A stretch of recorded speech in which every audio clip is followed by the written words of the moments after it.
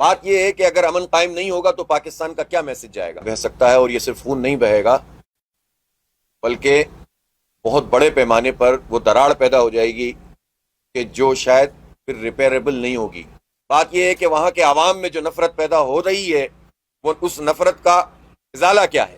ہمارے دوست لبیک والوں کو بھی مارو گے، بلوچوں کو بھی مارو گے، پشتونوں کو بھی مارو گے، پتہ نہیں کیا خون کا وہ لگ گیا ہے۔ باقی لوگ اگر بدنام تھے کہ یار بندوق کے دنی ہیں اور دہشت گرد ہیں اور مارنے والے لوگ، کشمیری تو بڑے شریف لوگ تھے۔ اس لیے ہر محب وطن قوت کو اس بات کو سوچنا پڑے گا کہ ہم امن کے لیے اپنا کردار ادا کریں۔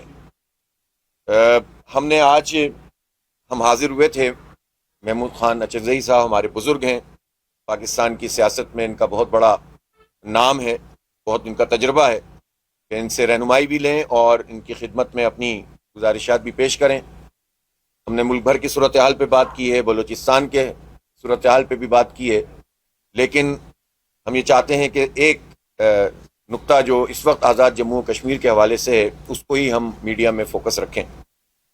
جماعت اسلامی نے پیشکش کی تھی کہ ہم اس ساری صورتحال میں کوئی میڈیشن کر سکتے ہیں، ثالثی کا کردار ادا کر سکتے ہیں۔ ثالثی کے لیے یہ بات بہت ضروری ہے کہ فریقین اتفاق کریں، کہ جن دونوں کے درمیان قضیہ ہو وہ اتفاق کریں، لیکن ہم اس اتفاق کو کب تک ڈیلے، یعنی اس کوشش کو کب تک ڈیلے کر سکتے ہیں اس بنیاد پر کہ کوئی دونوں فریق جو ہے وہ اس میں اتفاق نہیں کرتے۔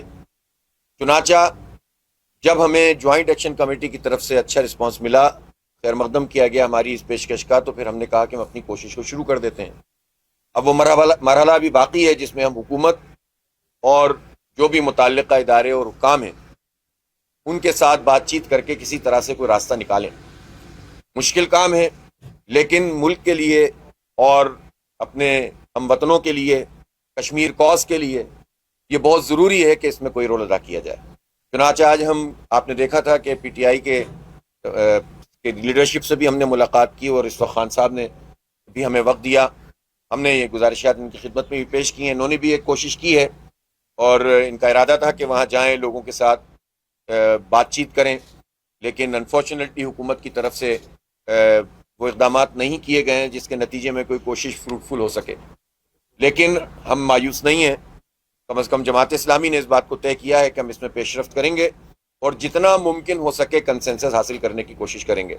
ہم حکومت سے البتہ یہ ضرور کہنا چاہتے ہیں کہ ایک ہوتا ہے احتجاج کرنے والا گروہ یا پارٹی یا لوگ کہ جو اپنے مطالبات لے کر چلتے ہیں، ان کی پوزیشن اور حکومت کی پوزیشن میں فرق ہوتا ہے۔ حکومت ایک ذمہ دار ادارہ ہوتا ہے، حکومت با اختیار ہوتی ہے، جس کے پاس جتنا اختیار ہوتا ہے اتنی اس کی ذمہ داری زیادہ ہوتی ہے۔ چنانچہ یہ نہیں ہو سکتا کہ حکومت یہ کہے کہ چونکہ وہ یہ نہیں کر رہا ہے تو لہٰذا ہم یہ کریں گے۔ بات یہ ہے کہ اگر امن قائم نہیں ہوگا تو پاکستان کا کیا میسج جائے گا؟ بات یہ ہے کہ آزاد جموں و کشمیر میں آئندہ جمہوریت کا کیا مستقبل ہوگا؟ بات یہ ہے کہ وہاں کے عوام میں جو نفرت پیدا ہو رہی ہے وہ اس نفرت کا ازالہ کیا ہے؟ کہ جب ہمارے پاس ان سوالوں کے جواب نہیں ہیں تو پھر چاہے کچھ بھی ہو ہمیں مذاکرات، بات چیت اور امن کے حوالے سے ہی آگے بڑھنا ہوگا۔ البتہ ہم یہ بات جانتے ہیں، ہم سب اس بات سے واقف ہیں کہ پاکستان کے فریم ورک میں رہتے ہوئی بات ہوگی۔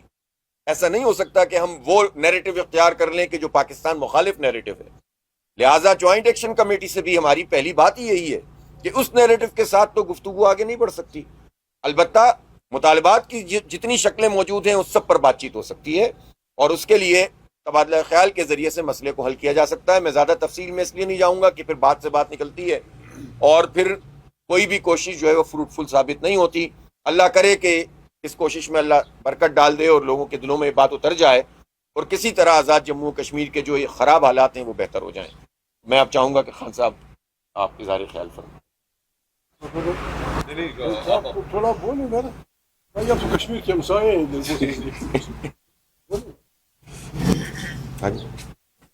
بسم اللہ الرحمن الرحیم۔ جماعت اسلامی کے وفد کی سربراہی کرتے ہوئے آج حافظ صاحب محترم اچکزئی صاحب کے پاس اس گمبھیر مسئلے کے حل کے تلاش کے لیے تشریف لائے کہ جس کی وجہ سے اس وقت تمام پاکستانی ذہنی تناؤ کا اور تشویش کا شکار ہے۔ ثالثی، کسی بھی جھگڑے کو ختم کرنا، لوگوں کے دل آپس میں جوڑنا، یہ خیر و برکت کا کام ہے۔ اس خیر و برکت کے کام میں ہم اصولاً آپ کی پشت پر کھڑے تو ضرور ہوں گے اور چاہیں گے کہ یہ عمل کامیاب تو ہو، لیکن اس میں کچھ چیزیں ایسی ہیں کہ جن کو ملحوظ خاطر رکھنا ضروری ہے۔ پہلی چیز کہ آزاد کشمیر میں مجموعی طور پر جو سیاسی عمل ہے اس کو اس حد تک داغدار کر دیا گیا ہے، اس کے اوپر سے لوگوں کا اعتماد اس حد تک اٹھ چکا ہے کہ آج الیکشنز ہوں یا وہاں پر حکومت کا قیام ہو، اس عمل پر وہاں کے لوگوں کا اعتماد باقی نہیں رہا۔ اور جو بنیادی وجہ ہے اس سارے جھگڑے کی، 12 سیٹیں جو پاکستان میں مہاجرین کے نام پر جن پر الیکشن لڑا جاتا ہے، اور پھر انہی 12 سیٹوں کو آزاد کشمیر میں بیلنس آف پاور اور حکومت سازی کے مقصد کے لیے استعمال کیا جاتا ہے۔ محترم رانا ثناء اللہ صاحب نے آج سے کچھ ہفتے قبل اپنی ایک پارٹی میٹنگ میں یہ بیان دیا کہ جس سے معاملات بھڑکے کہ یہ 12 سیٹیں تو ہم پاکستان سے لے کر الیکشن لڑنے کے لیے نکلیں گے۔ جب اس طرح کی گفتگو کی جائے گی تو آپ کیا توقع رکھتے ہیں کہ اس الیکٹورل پروسیس کی کیا کریڈیبلٹی ہوگی اور وہاں کے لوگوں کے اوپر کیا گزرے گی؟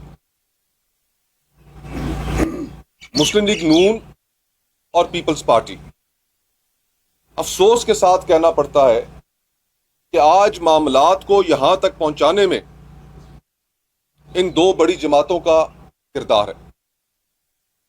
پیپلز پارٹی کی وہاں پر حکومت ہے، ان کے وہاں پر وزیر اعظم ہے، ان کے وہاں پر اسپیکر ہیں، ان کے وہاں پر قائم مقام صدر ہیں، ان کے وہاں پر وزراء ہیں، لیکن آج وہی جماعت جو باقی ملک میں تو گفت و شنید کی بات کرتی ہے، لیکن وہاں پر ایک ایسا عمل اختیار کیے ہوئے ہے کہ جس سے وہاں کے معاملات مزید بگڑ رہے ہیں روز بروز۔ مسلم لیگ نون کا طرز عمل آپ دیکھیے، خواجہ آصف صاحب میرے لیے بہت محترم ہے، لیکن انہوں نے جو 2 روز پہلے گفتگو کی، آپ لوگوں کو بجائے اس کے کہ انگیج کریں، دونوں جماعتوں کے قائدین، رہنما، حکومتیں مسلسل یہ کوشش کر رہی ہیں کہ کس طرح اس آگ کو مزید بڑھایا جائے۔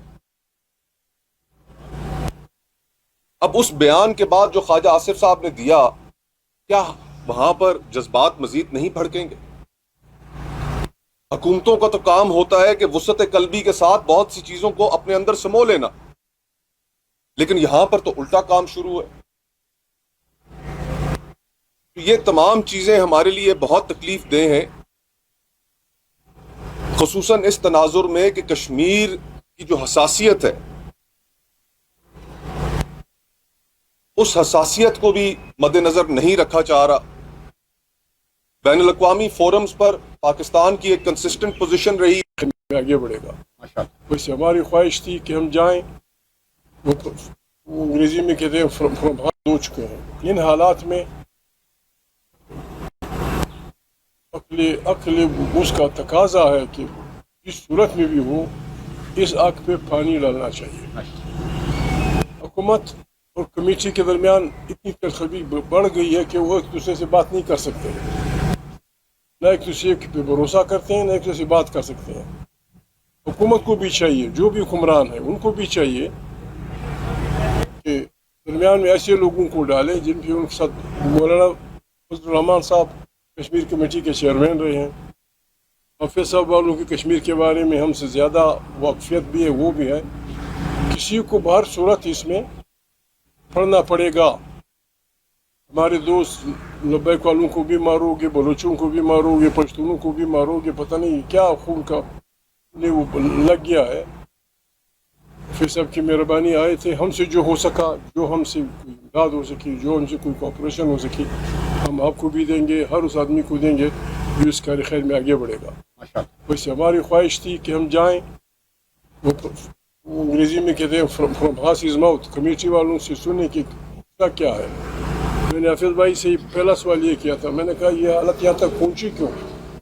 कश्मीर जैसे लोग, बाकी लोग अगर बदनाम थे कि यार बंदूक के दनी हैं और दहशतगर्द हैं और मारने वाले लोग, कश्मीरी तो बड़े शरीफ लोग थे, वो इस हद तक क्यों पूछे कि आपको उन्हें या उनको आपके खिलाफ सख्त स्टैंड लेना पड़ा? बल खुदा करे, खुदा इस मुल्क पे रहम करे। रहम के लिए भी एक ख़ास माहौल हो चाहिए, हम सबको तौबा करनी चाहिए, शहबाज से लेकर जर्नलों तक, जर्नलों से लेकर हाफिज भाई तक, मैं भी शामिल। हमें तौबा करनी चाहिए और तौबा करके बिस्मिल्लाह करके इस मुल्क को इन बलाओं से निजात दिलानी होगी, वरना खुदा न खास्ता हमारी बदअमली एक अच्छे खासे मुल्क को मुश्किल में डाल दी। आपका बहुत बहुत शुक्रिया। ये जनाब मेरे ख्याल से सुबह आपने बहुत जी आसिम मुनीर साहब सब पूरी दुनिया में आग बुझा के ईरान का इतना बड़ा मसला हल कर, ये तो पाकिस्तान का छोटा सा मसला क्यों हल कर रहा है? तो यही तो इसीलिए तो खड़े हैं यहाँ पर। एक हद तक आप क्या समझते हैं कि इलेक्शन एग्जैक्टली 1 महीने बाद 5 जनरल इलेक्शन, उनका आइन कहता है कि इलेक्शन होके रहेंगे, क्या हालात ऐसे साजगार बनते हैं कि आप ये जो बेड़ा उठाया है ये 1 महीने के अंदर अंदर मामला मैं बात बिस्मिल्लाह आप देखें, अभी हम ना इस सारे मौजू पर बात नहीं कर रहे हैं, इसलिए कि जब हम उसूली बात यह है कि इलेक्शन होना चाहिए और सही होना चाहिए। देखें, ये जो सवाल है ना वो बहुत बुनियादी सवाल है जो खान साहब ने किया कि भाई पहले बताएं कि हालात यहाँ तक पहुँचे क्यों। इसलिए लोगों में ये अनरेस्ट क्रिएट होता है जब आप मैंडेट का एहतराम नहीं करते। जब आज़ाद कश्मीर के लोगों को ये बात पता होगी कि जिसकी यहाँ पर हुकूमत होती है पाकिस्तान में, इस्लामाबाद में, उसकी हुकूमत मुजफ्फराबाद में बनती है, तो फिर क्या मानी रह गए किसी पार्टी में शामिल होने के और किसी पार्टी की बुनियाद पर इलेक्शन लड़ने के। तो ये जब आप जमहूरी अमल से लोगों को मायूस करते चले जाते हैं, और ये किसी एक पार्टी के लिए नहीं है, माशाल्लाह सबने ही इसको एंजॉय किया। यानी उस वक्त कि जब किसी पार्टी को फ़ायदा मिल रहा होता है तो वो पार्टी जो है ये नहीं देखती है कि इसका बाद में उसे नुकसान भी होगा या मुल्क को नुकसान होगा। तो ये सारी पार्टियां ये काम करती हैं, जिसकी वजह से ये पार्टियां डिस्क्रेडिट होती चली गई और एक तनाव पैदा होता चला गया, एक गुस्सा पैदा होता चला, उस गुस्से को किसी ने जुबान दे दी और उसके नतीजे में वो बात आगे बढ़ती चली गई। इसलिए जब तक रूट कॉज को नहीं पकड़ेंगे तो मसला हल नहीं होगा। लेकिन अभी हम वो सब काम भी करेंगे इंशाअल्लाह, अल्लाह ने चाहा तो इन सब चीज़ों पर भी एक पूरा इत्तफाक राय पैदा हो, ताकि मुल्क में इस तरह शबखून जमहूरियत पे भी ना मारा जाए और लोगों की राय पर भी ना मारा जाए और मुसल्लत ना किया जाए। लेकिन इस वक्त तो पहला काम यह है कि किसी भी तरीके से इस सिचुएशन से हम बाहर आएँ, फिर बैठ कर बात करेंगे इंशाअल्लाह।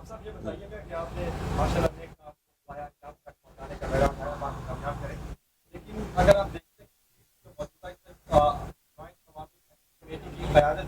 इसका ताल्लुक से जो पाकिस्तान लेना चाहते हैं और एक नया मुतालबा जिसका बताया कि पाकिस्तान की जो है उसको उड़ाते हैं। इस सूरत में पाकिस्तान से आपने कोई इत्तेफाक राय पैदा किया है, अब तक किसी रिपोर्ट दी है कि देखें, बातचीत जो भी होगी ना वो पाकिस्तान के फ्रेमवर्क में और आइन के फ्रेमवर्क में होगी। पहली बात तो ये है, किसी की कोई भी ओपिनियन हो सकती है, और जो वो एक्शन कमेटी है उसमें कोई एक किस्म के लोग तो नहीं है ना, कई किस्म के लोग हैं। तो हम पाकिस्तान मुखालिफ तो किसी भी चीज़ को लेकर नहीं चल सकते, सब जानते हैं इस बात को, वो खुद भी जानते हैं। जिन्होंने हमारी सालिसी को का खैर मकदम किया है वो ये बात हमारी इस पोजीशन को बहुत अच्छी तरह जानते हैं, और अगर वो जमात इस्लामी को ही ना जानेंगे तो किसको जानेंगे। तो इसलिए हमें इससे गरज नहीं है कि कौन कौन लोग किसी जगह पर मौजूद हैं, हमें इससे गरज है कि इस फ्रेमवर्क में रहते हुए अमन को तलाश करना और खूनरेजी से बचाना और मसले को हल करना, और बैनुल अक़वामी सतह पर जग हसाई से बचने के लिए जो किया जा सकता है वो हम करेंगे। बहुत शुक्रिया।